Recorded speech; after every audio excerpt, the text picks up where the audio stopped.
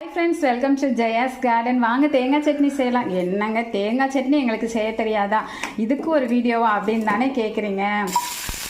தேங்காய் இல்லாத தேங்காய் சட்னிங்க. நல்ல ஒரு 20 சின்ன வெங்காயம், ஒரு சின்ன பல் பூண்டு, காரத்துக்கு தகுந்த மாதிரி பச்சை மிளகாய் லைட்டாக வதக்கிட்டு அவ்வளோதாங்க, சட்டுன்னு முடிஞ்சிருச்சு. 2 வதக்கணுன்னே இப்போ இதை ஆற வச்சுட்டு வந்துடுறேன். ஆற வச்சுட்டு அரைக்கும் போது என்னென்ன போடுறேன் தேங்காய் சட்னிக்குன்னு பாருங்கள். ஆற வச்சு எடுத்துகிட்டு வந்துட்டு அதோட கை நிறைய கொத்தமல்லி தழைகளும் நல்லா போட்டு கடலை ஒரு கையளவுக்கும் போட்டுக்கோங்க.